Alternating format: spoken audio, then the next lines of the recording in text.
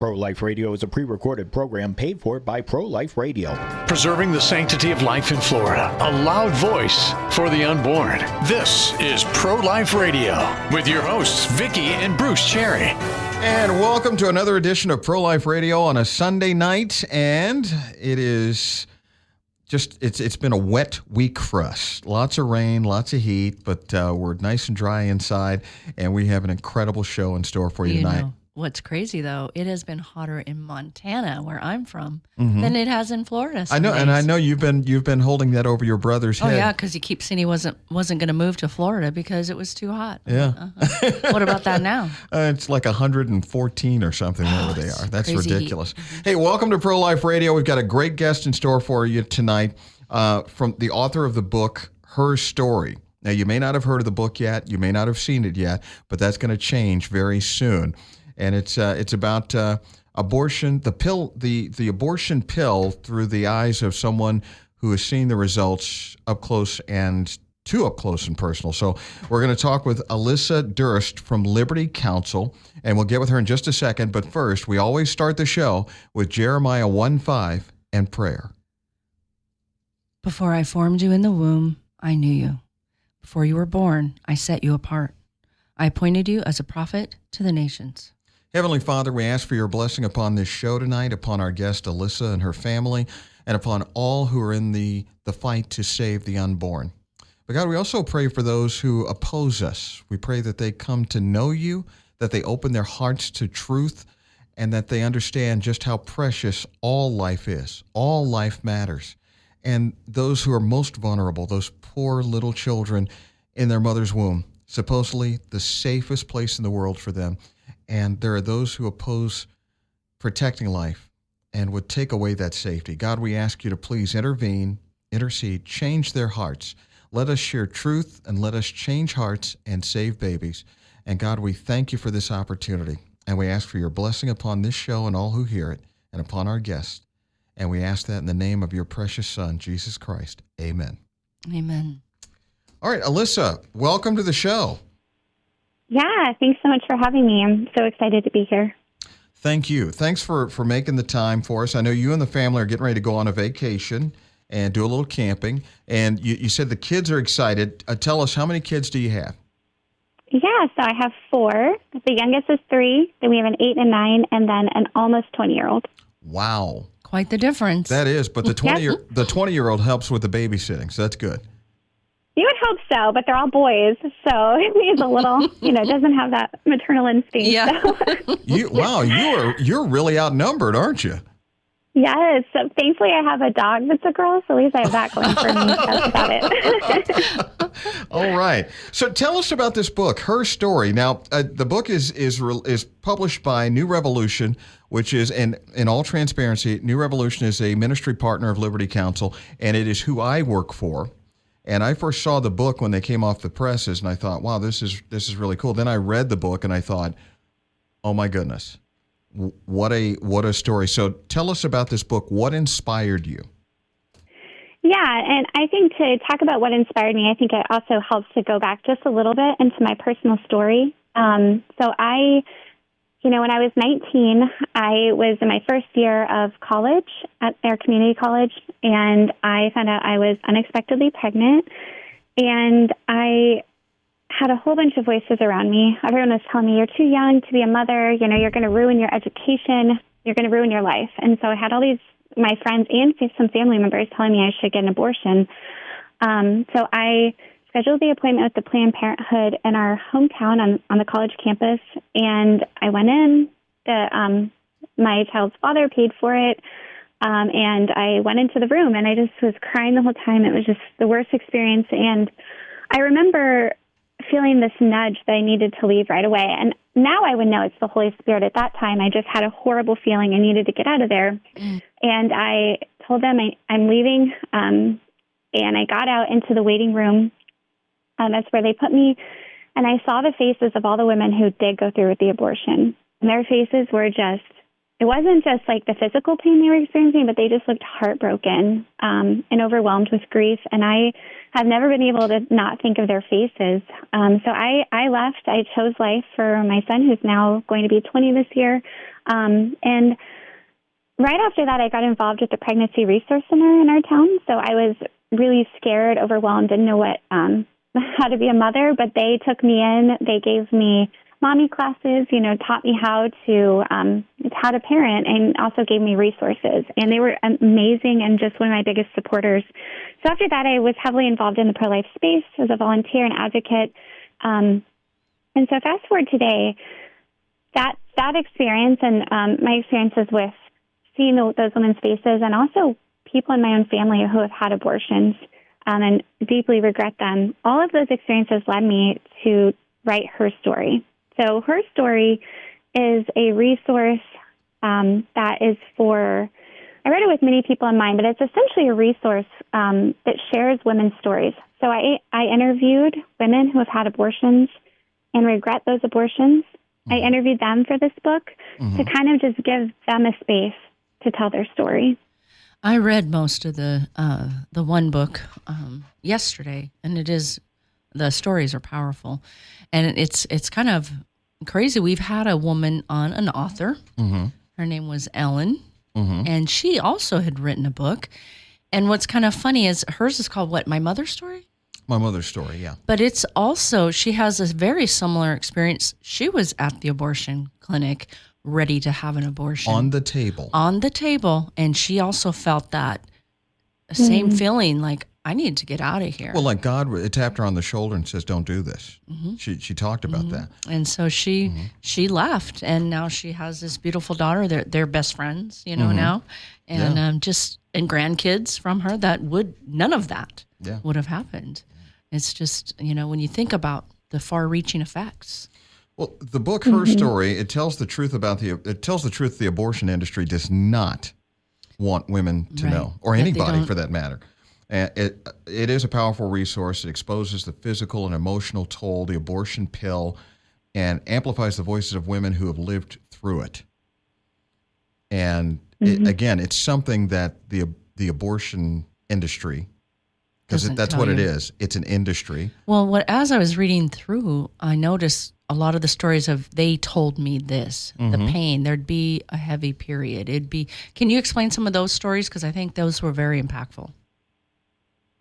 Yeah, so I think, just going back to that idea of these women's stories. So one of the individuals in the story is my sister, and she took the abortion drugs and was told that, it's just going to be, she was told from the clinic that it was just going to be like taking Tylenol, which is a phrase that they love to use. And then they told her, oh, you won't feel much pain. It'll be like a heavy period, and that was not her experience. It was the complete opposite. She was in severe agony. But the other thing that the abortion industry doesn't tell these women, and it's another common experience, is that they will see their baby. So one of the most heartbreaking things is the women who take these abortion drugs, they're told by the abortion industry, oh, it's not a baby yet, but they do see their babies and they're fully formed. And that's actually one of the most just devastating things that happens after, let alone the physical complications that can happen. Now, we've had stories shared with us about women seeing their babies fully formed in the toilet or fully formed on the floor of their bathroom. And they're devastated. And that is the difference between the surgical procedure abortion. They're both horrible, but the surgical procedure abortion, many of the women never see what is taken out of them. And they're told, oh, it was just a clump of cells, it wasn't formed yet, that sort of thing. But with the abortion pill, they don't tell them the truth, but they can't hide that truth because they will see it. And it is horrible. And I think this is another reason. So with this book, I had many different audiences in mind when I wrote it. One of them is, churches, pregnancy resource centers, but another one is for women who are thinking about abortion. They're abortion-minded. They're trying to figure out what they want to do. Reading these stories of women who have gone before them and made that choice, and just how devastating it is. And I think it's more important than ever to be really informed about the abortion pill, because, as we know, it accounts for most abortions today. And not only that, women can get these drugs in the mail without ever having seen a doctor. And so I often think about what if I'd been in that position today, not going into a clinic, not seeing the ultrasound, which I got to see. If I had just ordered these drugs online, how much different things could have turned out. Yeah. I wanted to read just one of the many little stories that you have in here. This one says, wave after wave of increasingly intense pain hit. Then Monica felt a rush of blood in between her legs. Calling out to her boyfriend to run a bath for her, she rushed into the water with her clothes still on. While in the water, she felt a release of pressure, and then she screamed in disbelief as she saw her baby suddenly floating in the water. Ugh. It was slightly smaller than the palm of my hand, Monica remembers. The baby had a head, hands, and legs, defined fingers and toes. And while she didn't know her baby's age before taking the abortion drug, based on the size of her baby, she learned that he or she was likely around 13 weeks. Mm. Wow. Mm-hmm. It just, and people don't understand that it's not as simple as taking a Tylenol. There's a 2-drug cocktail we've talked about many times on this show, the mifepristone, that detaches the fetus from the walls of the womb and basically starves the baby to death of oxygen and nutrients. And then there's the misoprostone that causes the contractions. And the woman is going to go through childbirth. It's just she's going to deliver a deceased child. Hey, coming up now, Alyssa, you mentioned something about how easy it is to get the abortion pill. Coming up, how old do you think someone has to be to get that pill? We'll tell you the story when we come back. Pro-Life Radio on a Sunday night on AM 950, FM 94.9, The Answer. If you're pro-life, like this show, and want to support this mission, please help with your donation today. Go online to givesendgo.com/Orlando Pro-Life Radio, or make your check out to Mission Save America, Inc. and mail it to 13900, County Road 455, Unit 107-334, Claremont, Florida 34711. Pro-Life Radio is a non-profit entity, and all donations are tax deductible. Thank you. And welcome back to Pro-Life Radio on a Sunday evening. I'm Vicky Cherry. Across from me is my handsome husband, Bruce. Hello. And we have Alyssa Durst, author and team member of Liberty Counsel.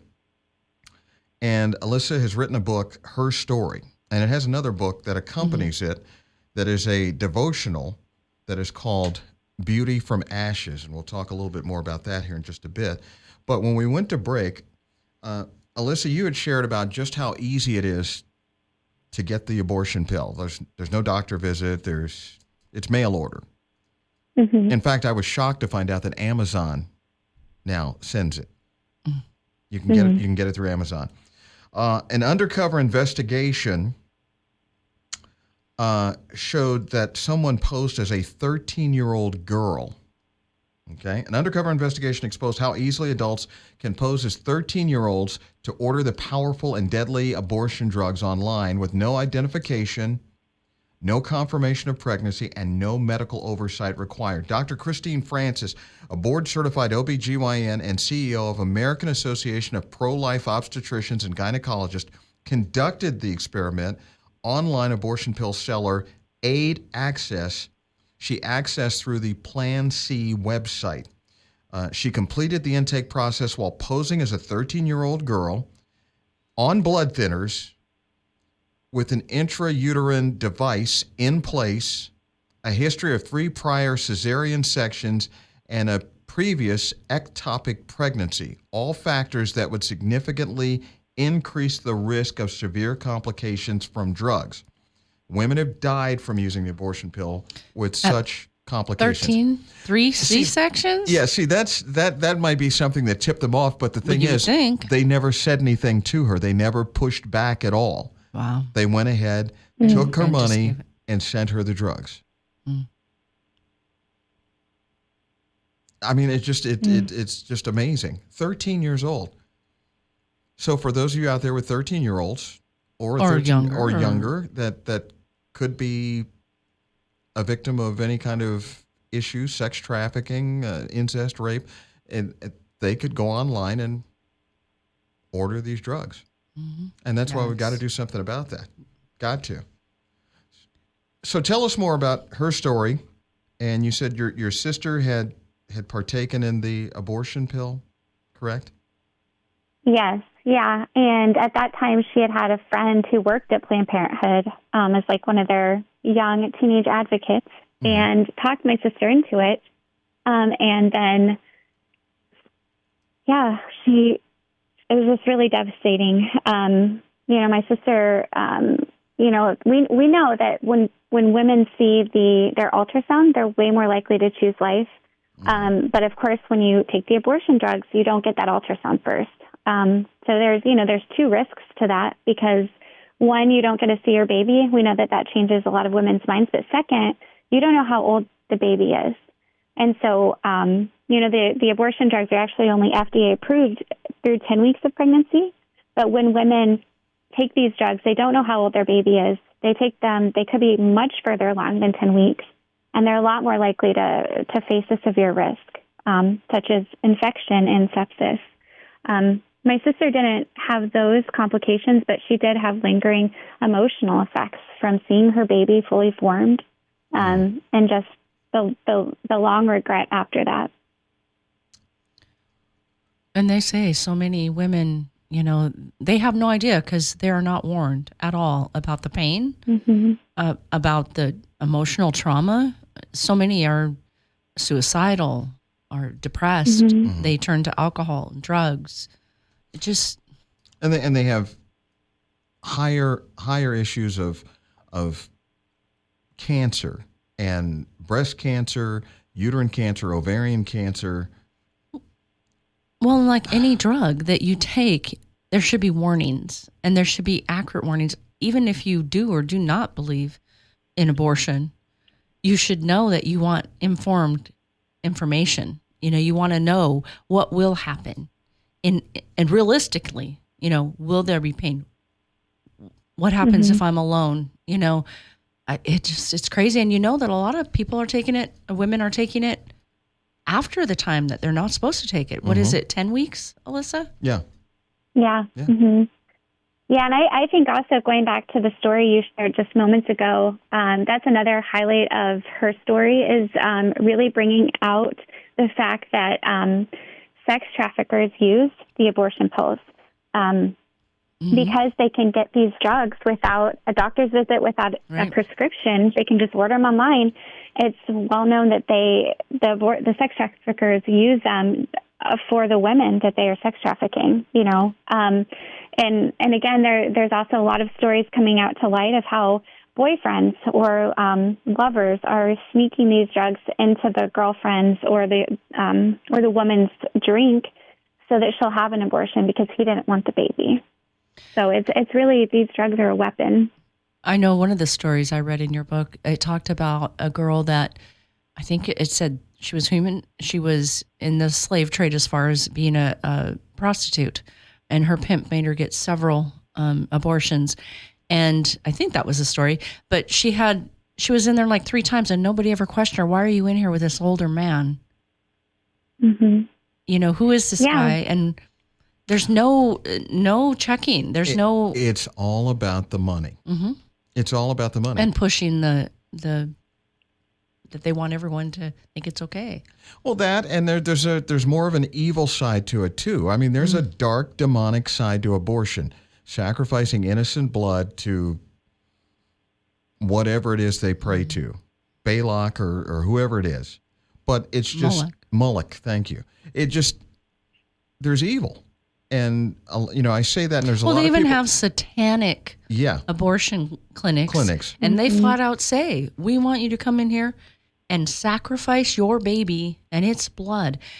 And of course, it's similar to Jesus and his story. Mm-hmm. And that's what Satan is always trying to imitate Christ and the story of salvation and the blood that is, poured out for us. And it's all part of that. Yeah.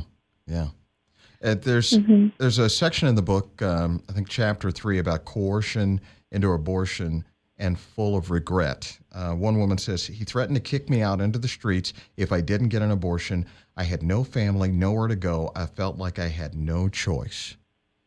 And this book is full of stories like that. And what women need to know is that there are choices now. There are places to go. There are people you can turn to for help. We just had an interview last week with Emily Buning.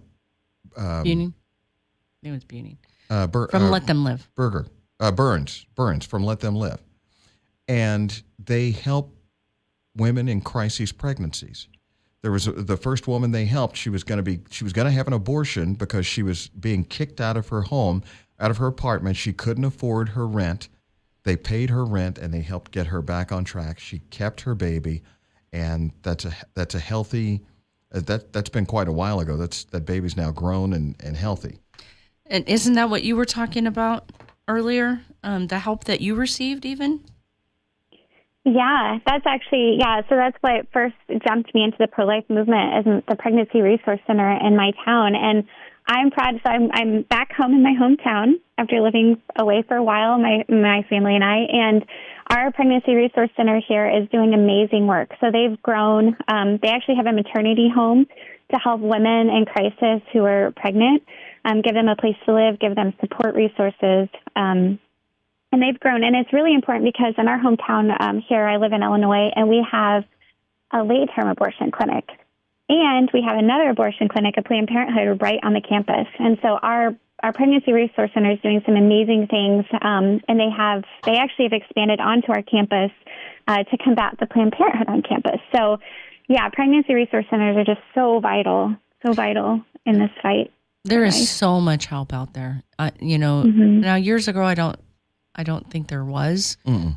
But, I mean, you can get help with rent. You can get help with any supplies you need. And a lot of the pro-life clinics, if you will, the women's pregnancy centers, have their own shops, or what do they call them? I'm drawing a blank on the word. Like a baby boutiques? Baby boutique. That's We it. both Thank said you. that. Baby boutique. Come on, Bruce. In fact, last year, we did not get each other Christmas presents. We took our Christmas money and bought car seats. Car seats, yeah, for a set of twins. So I mean, there's so much help out there. So that financial piece, I think, is taken care of if you need help. If you need help, but they've got to know Let Them Live those, will help them with getting jobs even. But think about it. I mean, you find yourself in a situation, you're scared, you're alone, and you're not sure, and maybe you're not a person of faith. You don't have a church family. You don't have family around you, or maybe your family is the one that's telling you, if you get pregnant, you're out of here. We're kicking you out on the street. We've heard that story numerous times. Dads. And there were stories like that in your book. In the book, yeah. Her story book. So. But women need to know there are resources, and there are ways for them to keep. Losing your baby should not be on the table. Letting your baby die shouldn't be on the table. Should never be on the table. We've got to educate our children from early on, throughout their schooling, how precious life is. We're talking with Alyssa Durst, and Alyssa is with the Liberty Council, and she has published the book, Her Story, and also Beauty from Ashes. She was very instrumental in. And when we come back, we're going to talk some more about Beauty from Ashes, which is a devotional that talks about healing and forgiveness in the wake of abortion. This is Pro-Life Radio on a Sunday night, coming to you from the John Barrows Memorial Studio, and we'll be right back on AM 950, FM 94.9, The Answer. If you're pro-life, like this show, and want to support this mission, please help with your donation today.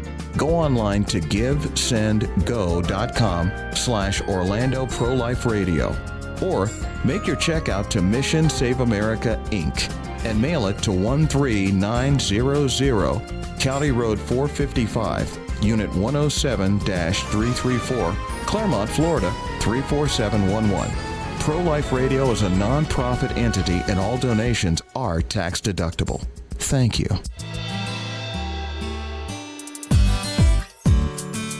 And we're back on a Sunday night, Pro-Life Radio. If you like this ministry and you like this show and you want to help us keep it on the air, and we do need your help, I hope that you'll pay close attention, because throughout the show, we have details on how you can donate and help keep this ministry going, because we are working to change hearts and save babies.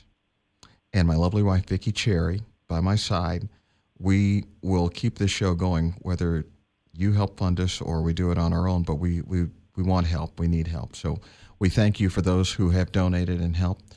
And we have someone on the show tonight who is working very hard to do just the same thing, to save babies and change hearts and to help women heal and to help them avoid the pain of abortion. And Alyssa Durst, who is with the Liberty Counsel and an author, a mom, a wife. And Alyssa, what are you also an attorney? No, I didn't go that far. So, Okay. no, I'm a writer and editor. I have a marketing background as well, but my passion is pro-life advocacy. So I'm really excited to be able to use my guest to write her story in Beauty from Ashes. I'm also working on a novel that was inspired by my research into human sex trafficking and their link to abortion. So I'm working on a novel as well. But we'll see. We'll see where that goes. Do you have a name for that novel yet? No, I don't. No, I'm only halfway through it, so we have it's going to be a long process. Okay. All right. Well, tell us about Beauty from Ashes. Yeah, so like we talked about, her story is really an informational book that's going to help people learn the women's stories and also to help women who are thinking of abortion see what lies on the other side. But Beauty from Ashes, I wrote as a companion to her story, and it's for women who have already had an abortion. It's really close to my heart for these women to know that they are not, that just because they've had an abortion, it doesn't mean their story's over. They don't have to be defined by their abortion. So this devotional walks them through what hope and healing looks like through Jesus. Mm. So how long did it take you to write Beauty from Ashes? Well, I had a really awesome writing team. So we had a group of 4 people writing the devotionals, and we would check in about making sure they sound cohesive and they work together. But it took half a year with our team to write them, and then another half a year to get them in production. I know there's a lot that goes into producing a book, and I've learned that since going to work for Liberty Counsel and for New Revolution, the print arm of Liberty Counsel, which printed these books.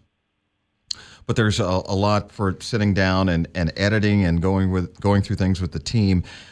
When you wrote her story, did you feel there was some divine inspiration? I mean, did you sit down and you just banged it out really, really quickly, or was this a long process for that book? Because it's a shorter book than Beauty from Ashes. Yeah, I think with her story, there was definitely some divine inspiration. I mean, the goal with both of these resources, when I sat down to think through the outline and all of that, was that I prayed that these would help women choose life, and then help women who didn't choose life to know that they're not alone and that Jesus forgives and that he is their source of healing. And so I would say it was definitely divine inspiration. Part of the inspiration behind her story was I have worked with pregnancy resource centers doing their marketing. Mm-hmm. And so a lot of the information, a lot of that research I had done and was able to kind of put it together in a way that makes sense for an everyday person who doesn't know what the abortion pill does, who doesn't know how it's affecting women, those kinds of things. Mm. How did you find these women that were willing to share their stories with you? Well, some of it was calling around to pregnancy resource centers. Some of it was word of mouth. So my sister so bravely volunteered for that. And then also, again, word of mouth. There's so many women out there who have been hurt by abortion that really want to tell their stories. And they want to do it because they want other women to know the pain they've gone through, to help them avoid that kind of pain, and to help them know the information in ways they weren't given. So it wasn't as hard as you might think, just because so many women want to share their stories. And I know so many times when we've been at different pro-life activities, there's always several people in the audience that have either had an abortion, been a part of an abortion, helped somebody else get an abortion. It's crazy, how many families are affected by it. It's Alyssa, I don't know if you know this about me, but I haven't always been a pro-lifer, and before I became one, before I became a born-again Christian, I was involved in aborting 2 of my own children. And that is something that haunted me for the longest time. And I won't say it haunts me, but it's there, and it kind of fuels what I do anyway. And so, I don't want anybody else to go through this, and I don't want a child to lose their life because of the things that the adults do. And I used to think, what kind of coward was I that I sacrificed 2 of my own children because I didn't want to be inconvenienced, or I was afraid of being a dad. And the greatest thing anyone can be called is mom or dad. That is the greatest honor that we as humans, as Christians, can have, is to be called mom or dad. And fortunately, I now know that because God went ahead and blessed me with 2 healthy sons. But prior to that, I was afraid. The first time I was very afraid. But again, people need to know, first off, it's not on the table. Abortion, it shouldn't be on the table. We don't have the right to take a life simply out of convenience at all. We just don't have that right. And the next thing is, God ordained that life to be, so it's a blessing. So anyway. That's so powerful and very true. I think you're right on the nose that people need to know that that abortion shouldn't be on the table. That there's so many other options. It's not just if you don't feel ready to parent, adoption is such a beautiful option. And I think both of those. That's why I think information changes lives. The more that women are informed, the more that we pro-life people and advocates and centers get this information to women who need it. I think it really, that's what changes hearts. Well, I know we are distributing these books, Her Story and Beauty to Ashes, to the pregnancy centers in the area. So if you're listening and you work at a pregnancy center and you don't have a copy of this book, reach out and to Liberty Counsel, and we'll make sure that we get copies into your location, because it is a great resource for women. And honestly, from reading it, I find it could be helpful for the men as well, because they need to know what their wives, their girlfriends are going through in this kind of a situation, or what they would go through if they chose abortion. Yeah, and I think it's important to mention as well that that Her Story was created to be easy to read, and it's also organized in a way that a woman who's coming into a pregnancy resource center, she's abortion-minded. It's not made, so sometimes pro-life, they can look like little pamphlets and they can look a little hard to approach, but this was made to look very feminine and beautiful, like something that a woman would want to pick up. And so it's made for her, with her in mind, that she can look through it and it will hopefully speak to her with the truth and be something that's easy to read. Mm. And that is what is so lacking in our space, is the truth. They have no idea what is going to happen. Now, do you have much? We've had people in the past that have used the abortion reversal pill. Is that something that was around like when your sister was, or did she not know about that, or did she wait too long, or she just decided once she started she was going to go through with it? Do you know? That's a great question. I think abortion pill reversal is something that most all pregnancy resource centers that I've worked with do advocate for. They have it on their website. And also the advocates and volunteers talk about it with the women, but actually I don't think it was such a big thing back then, at least in her situation. I don't think she knew about it. I didn't hear about it either back in 20 years ago either. Yeah, we had a lady on. Yeah, she was what she was the fifth person that took it, that had undergone the abortion reversal pill. The fifth, but she was noted as the first because I'm not sure what the reason was behind that, and maybe the way it was worded, she was one of the first, but I think she was number 5. But everyone tried to just poo-poo it and say it doesn't work, it's dangerous, don't take it, don't even try to do it, and I think maybe she was the first. I'm not. We'll have to go back. We'll have to go back and look. Yeah, it was so interesting to know that. Okay, so you've done it, and you've made a mistake. Is there something you can do? And yes, there is. It has to be a certain amount of time after. Mm-hmm. Within 24 to 48 hours of the, and I may be wrong on that. I don't want to say anything because I'm not sure what it is. Yeah. I don't remember, but I mean, obviously you can go online and Google almost anything, so you can find out. But it is such an important resource to have. If you have experienced the abortion pill and changed your mind before you took that second pill, it can be reversed. Absolutely. You can change your mind. That's a second chance. We have a break coming up, so we're going to take that break. And coming back, the Louisiana Supreme Court has the keys to halting mail order delivery for the abortion pill.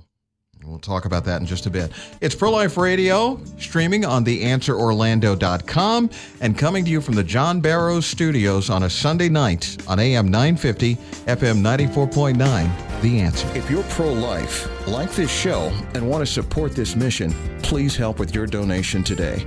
Go online to givesendgo.com/Orlando Pro-Life Radio or make your check out to Mission Save America, Inc. and mail it to 13900, County Road 455, Unit 107-334, Claremont, Florida 34711. Pro-Life Radio is a non-profit entity and all donations are tax deductible. Thank you. And welcome back. Pro-Life Radio on a Sunday evening. I'm Vicky Cherry. Across from me is my handsome husband, Bruce. And as I promised you when we went to break, it looks like the Supreme Court has the keys to ending mail order for the abortion pill. And Louisiana is pressing them to do just that. Louisiana is asking the United States Supreme Court to halt abortion pill mail delivery. Louisiana urged the Supreme Court on this past Thursday to prevent abortion pills from being prescribed through telemedicine and distributed by mail. The Republican-led state presses its case to overturn a 2023 federal rule that made access to the medication easier. That bugs me. They call it medication. It's not. Medication is supposed to help, not doesn't hurt. Kill. Yeah. They don't even call it medication when they're executing prisoners in prison. They call it the drugs or the cocktail. They don't call it medication. Ugh. Yeah. Life is quickly diminishing its value on earth. Yeah. It's hard. Well, Alyssa, this is our last segment, so we would love for you to share anything that we haven't covered that you think is important for our listeners, and also how they can contact you. Yeah, so, it's interesting you're talking about the abortion industry calling it and pushing the idea that it's a medication. I think that is so, just brings a good point. I mean, if women are looking online and they're typing in, what are the dangers of the abortion pill? The abortion industry, Planned Parenthood, and honestly even places such as websites like Mayo that you would look for information, they push it as, they're the ones that say it's safe like Tylenol. These medications are just easy to take. They rarely have side effects. They downplay it so much, and they use language that sterilizes it and makes it seem like, just going to be taking a vitamin here. And that's why I think these resources, like her story, are so important, because when women are searching, when they're, unexpectedly pregnant, they're scared, they're wondering, what can I do? What are my options? When they look online, they need to find the truth. They need to know right away, these are drugs.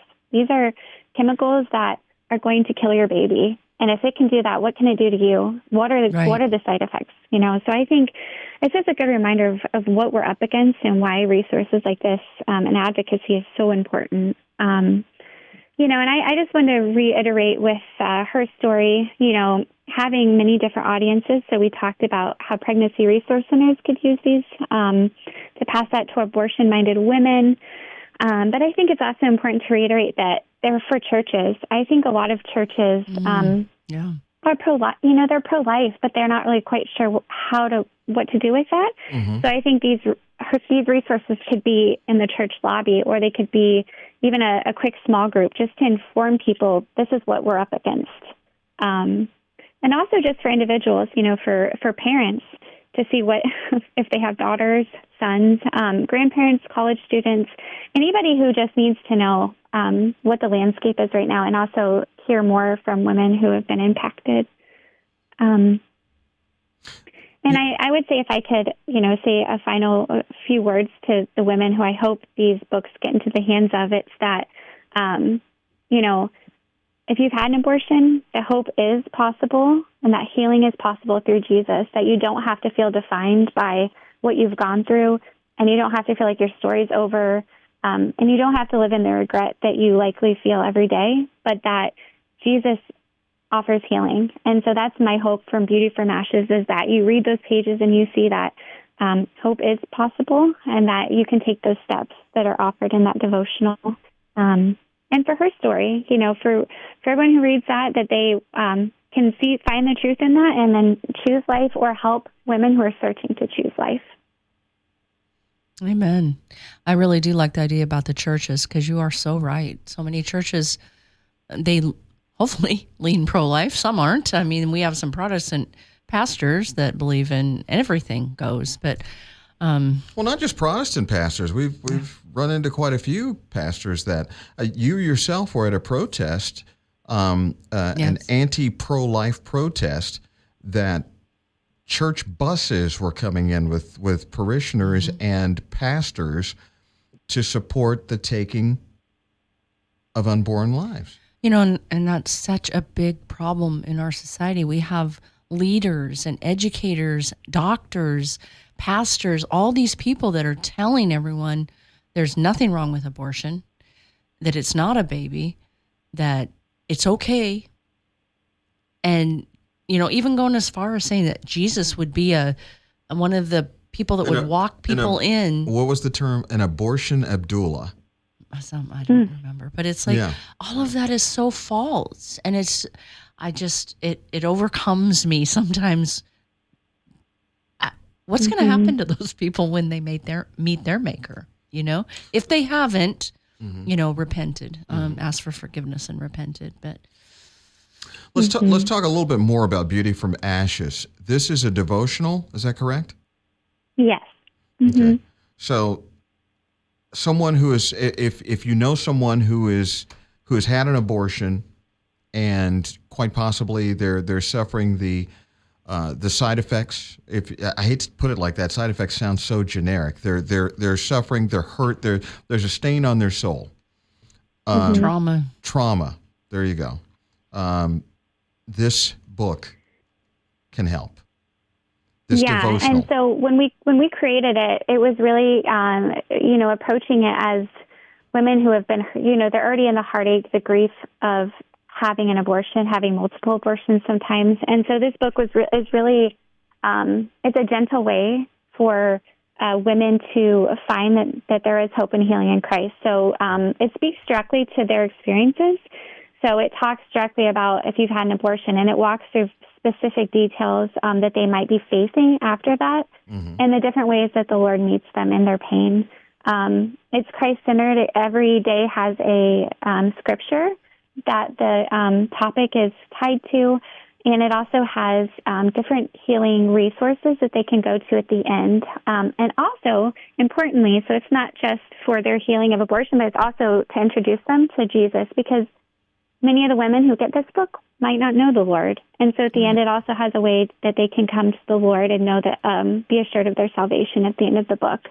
So the hope is that, again, maybe churches can, if there's a grief support group, maybe it can be passed out there, or pregnancy resource centers can offer this in their post-abortion support groups for women who have faced that grief. So where would people get these resources if their church didn't have them or their pregnancy center doesn't have them? That's a great question. They can actually go to tellingherstory.org, so tellingherstory.org, and they can find both resources there. They can order them and learn more as well. Tellingherstory.org. All right. And Alyssa, how can folks get in touch with you if they like what you're doing, they want to reach out to you, they want to connect? How can they do that? Yeah, so they can feel free to email me directly at adurst@lc.org. So adurst@lc.org. If they want to learn more about my future book project, they can go to alyssadurst.com, and that's my fiction writing website as well. Okay, and Alyssa is spelled Alyssa Durst, DURST.com. All yes. right. Alyssa, thank you so much. I have one more question for you. Your sister, how's she doing? She has gone to multiple healing retreats at our pregnancy resource center here in town, and she is doing a lot better. But for much of her life, she has struggled with mental health from in part from those experiences. But she is doing much better, and she is a believer, and she's strong in her faith, and so that's a big blessing. Okay. Amen. I know people think that certainly that can affect you years later. I know we've had a man that he wrote a book, Greg Mayo. He wrote Almost Daddy, and Almost Daddy, and he said that before his girlfriend had an abortion, and actually had two different situations, but he was told different man. His dad even thought he had maybe became a drug addict or an alcoholic because his whole personality changed. And he even told a counselor, I think it might have to do with my girlfriend having an abortion. He's like, oh, please, and wouldn't even listen to it. Yeah, you're a man. Come on, get over it. That was the attitude that his therapist had. And our men are supposed to protect their families, so it's gotta be a traumatic event for them too. It's kind of like a post-traumatic stress kind of thing. It's a little bit, it's different, but it's like it. And I have suffered both. And trust me, I know. Because, I know. We've been at rallies and, out sidewalk counseling at the abortion clinic, and some of the signs, Bruce just can't. Yeah. He has to leave. It's too, makes him too emotional.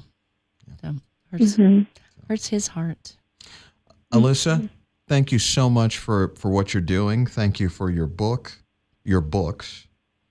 And look forward to the next one that you have coming out. And I hope we can have you come back and join us sometime. Yeah, I really appreciate your time. I'm so grateful for the work you both are doing, and I'm really honored to have been here. Well, thank you. And you and your family have a lovely vacation. Thank you. Okay. And thanks again for being here. That's going to about do it. We're wrapping up. Pro-Life Radio on a Sunday night for Vicky Cherry. I'm Bruce Cherry. Dave DeRica in the production department in the control room there. We thank Dave. We thank you for listening, and we thank God for another opportunity to be here to share truth with you. We'll be back, God willing, next Sunday night again, right here on AM 950, FM 94.9, The Answer. If you're pro-life, like this show, and want to support this mission, please help with your donation today.